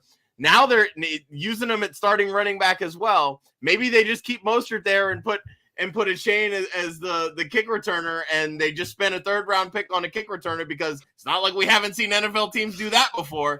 And then I'm like, stop being stupid. Draft the fucking kid because these guys suck. There's a reason they only re-signed him to 1-year minimum deals that they can get out of. And, you know, Yeah, I actually so much so that he fell to the 207 in one of my rookie drafts, and I put him in a package to trade Nick Chubb. Like, Yeah, I didn't even love Achane that much either as far as the film goes, but the production profile was actually like very strong, especially for someone his size. So once he got that 3rd round draft capital, went to Miami, it's kind of hard to argue against him. My second guy here is Zach Charbonnet. He was my 107 in Superflex leagues, 104 in 1QB leagues before the draft. I was pretty devastated to see the landing spot, but he got the draft capital we were all expecting. And there's enough in that offense. You know, I gave him a 35% rushing share and a target share below Kenneth Walker's last year, and he still is ending up with 180 touches next season. So there's a lot of room in that offense for him to get a solid amount of work. I think it's going to be kind of like a Zeke Elliott, Tony Pollard situation where Charbonnet might get some of the, you know, grinded out work. I think he's going to play a lot of 3rd downs and stay into block because he's a better blocker than Walker. Well, I think Walker is going to get a lot of the, you know, 1st and 2nd down uses on the edge, some of the designed screen plays, stuff like that. So I think both guys could hit. To me, it's a bigger hit to Walker than it is to Charbonnet, who in my scouting was just a better player than Kendre Miller. Now you mentioned the Dallas split with Zeke and Pollard. They really did not have a solid number 2 target outside of Schultz behind CeeDee Lamb. You go into the Seattle offense, there's DK, there's Lockett, and then they spent the 20th overall pick on JSN. So if you have Charbonnet here with 180 touches, how does that work with all that wide receiver room? Yeah, I mean, it's tough. Like last year, they just didn't run that many plays either, which is obviously a struggle. But the benefit that you get is that Geno Smith never runs the ball, which is pretty, I mean, 100%. Even other quarterbacks who aren't mobile will run the ball a whole lot more than Geno Smith. And I expect them to be, you know, a very good offense. So I think they'll score a lot of touchdowns. I think they'll run more plays because they'll be on the field a lot. But ultimately, it's tough. I mean, they had 425 rushes last season. About 350 of those were to the running backs. So You can give Walker 210, 220, and that still leaves 130 for Charbonnet. But that's not counting a potential third running back. It's not counting any potential injuries. The thing that I love about Charbonnet and why I'm investing in him in Dynasty is, first of all, I like the talent a lot. And second of all, the contingent upside, if Walker gets injured, is absolutely massive, because we'll get to Kendre Miller in a second, but there are 3 running backs who deserve touches in New Orleans. There's only 2 in Seattle. So if Walker gets hurt, Charbonnet could be a top 5 week-to-week running back. I love that. That's a really good point that people have to remember. You were always so quick to jump on, he's stuck. He's only stuck until the first injury, and then you're not stuck anymore. Yeah, and that's what I've been talking about. He enters that sort of like Alexander Madison, like 101 of handcuffs situation. Like the moment the starter goes down, you've got a top 12 guy, and it's not even a question. Yeah, exactly. Like I'm almost hoping for like a Kareem Hunt behind Nick Chubb situation where he's usable sometimes as a flex, even when Walker's healthy. And then as soon as Walker gets hurt, he's just a smash option. I like it. And then Kendre Miller, I'll touch on briefly. He had no receiving profile to speak of in college. I personally just didn't love his tape as much as other guys did. I thought that his vision was pretty poor. And I think the situation's a lot worse than others do. I don't think he sees the field his rookie year because his skill set is duplicative with Jamal Williams. And even if Alvin Kamara is suspended, you're not going to trust a rookie 20-year-old Kendre Miller who doesn't have a 3-down profile to play Alvin Kamara's role. So I think he's really going to be limited to maybe, 60 rushes this year, depending how long Kamara's suspended. I think he's going to be playing behind Jamal Williams. There'll be a chance for him in the future. And obviously this is Dynasty, but he was a late 3rd-round pick. So it's not like you'll be comfortable investing in him next offseason before the NFL draft, because they could easily draft someone over him. So I'm a little hesitant with Kendre Miller. I've always been below him. He's in the same range for me as Charbonnet. I think I have Charbonnet as the 202 and Miller as the 205, give or take. But, they're right in that range for me. And that's why I'd asked, we do a mock draft show every Monday, and I noticed Kendre Miller just like moving up a lot. And I'm like, this doesn't feel right to me. Now I want to quickly give you some credit from Cody, who just left the show, agrees with you on the getting Charbonnet in all of his Walker leagues. But more importantly, he loved the Kendre Miller dart throws there where he spin straight facts. I absolutely love it. We can't thank you enough. What a way to end the show, man. It was a pleasure talking with you. We've never really had a chance to speak before, so this was absolutely awesome. I don't think we kind of just dove in to the questions right away. Where are you putting all your work out? Where can everybody find what you're working on? I know we're on Twitter. Yeah. Good point. Promote yourself, man. Like, come on. Well, that's my fault. That was my fault. I got so excited that like we had the one extra guest that nobody was expecting, and then we just get right into the questions. And like we started talking now about I gotta go through and change all the descriptions. We started talking Thanks about for giving me more work, Mike. Jesus. Like we started talking about all the great work you do, but like where do you do it? Where can everybody find where you're putting everything out other than your Patreon? Because that's what we focused on was your Patreon. So yeah, it's all absolutely. there. Great. And thanks so much for having me on the show. This has been a lot of fun. Definitely do it again. My Twitter is at Dynasty Zoltan FF. That's where you can find most of my work. All of my rookie threads that I do, really detailed video threads with like 30 plus clips on every player. You could find all that on my Twitter, as well as just, the normal Twitter takes and stuff. I've also been persuaded into starting a TikTok and YouTube and other stuff that the kids seem to like nowadays. Man, it's tough, but I got to do it. It's where the future is, right? So you can keep an eye out for me there. It'll be coming next week. And don't forget the Patreon, guys. That's how you really show these folks you support their work, because that's where they make a little bit of money for doing a bit of work. So make sure you take care of this guy on the Patreon. I think he's the first one to pitch his Patreon on the whole damn show. So I know you guys got some money left from last year's winnings. Help this guy out. Mike, thank you so much. It was a pleasure meeting you. Have a wonderful night, man. You too. Great meeting you, Mike. Thanks for coming on with us, bud. Josh, I don't think that show could have went better. I don't think. Oh my God. We got a little bit of everything. We got some newbies in the industry. We got some vets. We brought on some old friends. Yeah. And tons of laughs, which is what you get when you come to No Punt Intended and really any show on Club Fantasy. So it was perfect. Josh, I'm going to let you outro us. So tell people what we're working on at Club Fantasy. Tell them what they can find and get us the hell out of here, man. Oh, man. I know I'm putting you on the spot because neither one of us wrote either one of this down. So. Well, I did. I was trying to put some stuff in. I think it was when Nate was on. So I was like, yeah, you keep the train rolling. But yeah. So if you missed last night, Tuesday night, we had our this week's episode of Who's Your Caddy with Kelly Singh and Adam Hallis.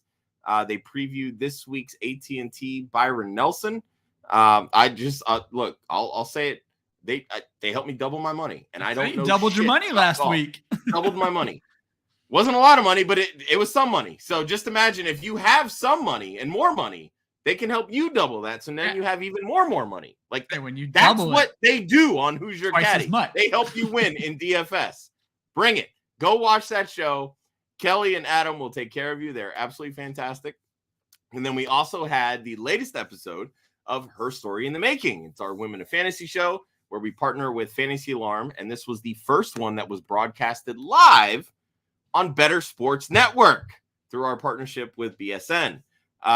Kelly was graced with Casey Kasem, the host of the FSWA nominated Get Real podcast with Casey Kasem. It's an absolutely wonderful show. I've had the pleasure of being on that show, and it was absolutely amazing. Casey's great. We've had her on our Women of Fantasy shows a couple years back. Actually, it was the inaugural year that we had those shows.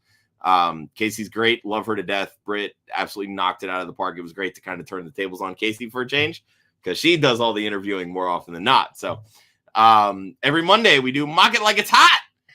I filled in for Austin this week, hosted by Ryan. We had Tom Strachan, I believe is how we pronounce his last name. And I'm sure I'm probably Strachan. Damn it, I knew I'd butcher it. You're all right. From I know he does some work with Football Outsiders and Fantasy Sanctuary. Yeah. We did another rookie draft. I believe this one was a 1 quarterback league. And then we have another one coming up this coming Monday. We doing a dynasty startup, right? Startup this week should be Superflex. I usually try to alternate. So, all right, with the aforementioned Kelly Singh. Singh. She's all over Club Fantasy this week, and which you know what, testament to her because not only do we absolutely love her, but if you haven't been following her on Twitter, she was recently diagnosed with breast cancer. She recently had a double mastectomy. Kelly, we love you. We're thinking about you, and I don't know how you're powering through all of this, but damn it, woman, you are a superhero, and we love you to death, and we're always going to be behind you. That being said, we also have Sunday Dynasty After Party. Right. Mike Sicoli. I believe Andrew will be making his debut this week. Andrew Elmquist making his debut. Don't know yet what the topic's going to be, but last week you were Dynasty. on with Dynasty. Shut up, Ryan. Last week, Michael and Ryan took on our consensus rookie ranks here at Club Fantasy. Fun show. Which, lot of fun going through that. And then, of course, we just wrapped up our Club Dynasty rookie draft. So I'm sure there will be some topic of conversation with some of that and some of the trades that were made. So be sure to, if you haven't yet, hit subscribe on the Club Fantasy YouTube page. We're inching closer towards 550 subscribers. I'm telling you, my goal, I want to hit 600 before we start the 2023 NFL season. And I feel like the way that we've been able to grow this summer, that is a very realistic goal. Yeah, I think we can get that. If you have not hit subscribe yet and you are watching, it's youtube.com/Club Fantasy FFL. Sometimes we do giveaways. Sometimes it's hard to get a hold of people, but who knows? I might be doing another one. I've got a whole closet full of shit up there that I would love to give away, signed merchandise and all that good stuff. So help us get to 600 before the season starts. And you know what? We'd appreciate help us get to 550. We picked up a few subscribers during this stream, and you know what? We've got a lot of great content, a lot of new creators that have come on with us. Just added a new one today. You'll be seeing some stuff from him coming soon, and it's a lot of fun. Everything we do here at Club Fantasy and Women of Fantasy Football. Perfect. I don't think I could say anything better, so I'm just going to remind you all that defense wins championships, offense wins fantasy football. We will see you next week. Maybe not live on Wednesday, but it's going to be our IDP show. It's going to be absolutely fantastic. We'll see you guys next week.